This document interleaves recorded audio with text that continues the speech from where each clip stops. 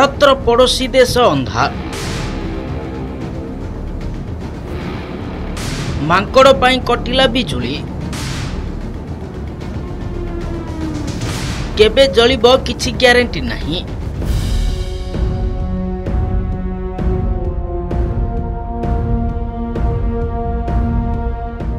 ଚାଲିଗଲା ବିଜୁଳି, ସାରା ଦେଶ ଅନ୍ଧାର।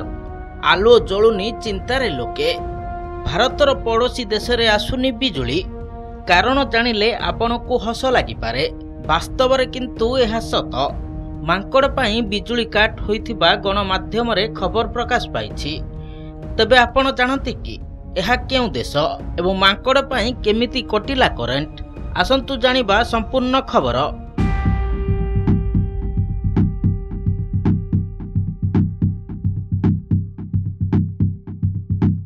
ଭାରତର ପଡ଼ୋଶୀ ଦେଶ ଶ୍ରୀଲଙ୍କା ଏବେ ଅନ୍ଧାରରେ।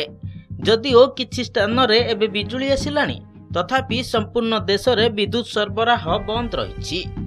ମାଙ୍କଡ଼ ପାଇଁ ଏହି ବିଜୁଳି କଟିଯାଇଛି, ଆଉ ଏବେ ସମ୍ପୂର୍ଣ୍ଣ ଭାବେ ଆସିନାହିଁ। ଜରୁରୀକାଳୀନ ପରିସ୍ଥିତିରେ ବିଦ୍ୟୁତ ସରବରାହ ବନ୍ଦ ରହିଥିବା ବେଳେ ଏବେ କାମ ଚାଲିଥିବା ସିଇବି ପକ୍ଷରୁ କୁହାଯାଇଛି। ତେବେ ଆନ୍ତର୍ଜାତୀୟ ଖବର ଅନୁସାରେ ରବିବାର ସ୍ଥାନୀୟ ସକାଳ 11:30ରେ ବିଦ୍ୟୁତ କାଟ ଆରମ୍ଭ ହୋଇଥିଲା।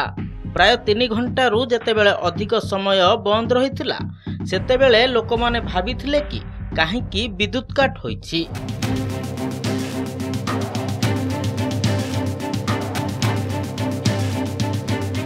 ପ୍ରଥମେ ଭାବିଥିଲେ କି ପାୱାର କଟ, କିନ୍ତୁ ଏତେ ସମୟ ଅନ୍ଧାର ହେବା ପରେ ଲୋକେ ଜାଣିବାକୁ ପାଇଥିଲେ କି ବିଦ୍ୟୁତ ସରବରାହ ସମ୍ପୂର୍ଣ୍ଣ ଭାବେ ଦେଶରେ ବ୍ୟାଘାତ ଘଟିଛି।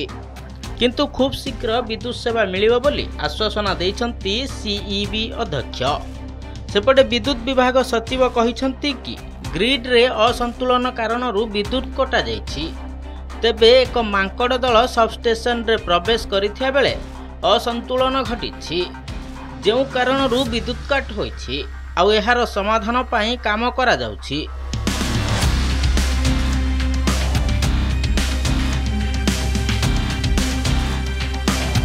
ମୁଖ୍ୟତଃ ଜାତୀୟ ଜଳ ଯୋଗାଣ ଏବଂ ଡ୍ରେନେଜ ବୋର୍ଡକୁ ବିଦ୍ୟୁତ ଦିଆଯିବା ପରେ ଧୀରେ ଧୀରେ ସବୁଆଡ଼େ ବିଦ୍ୟୁତ ସେବା ପ୍ରଦାନ କରାଯିବ।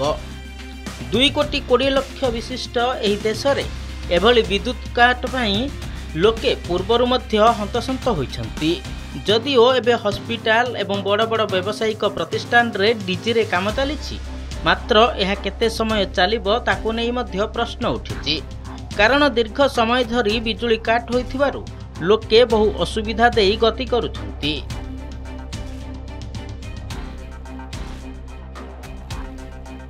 ଅନ୍ୟପଟେ ଶ୍ରୀଲଙ୍କାର ଆର୍ଥିକ ସଙ୍କଟ ସମୟରେ ମଧ୍ୟ ଏଭଳି ବିଦ୍ୟୁତ କାଟ ହୋଇଥିଲା।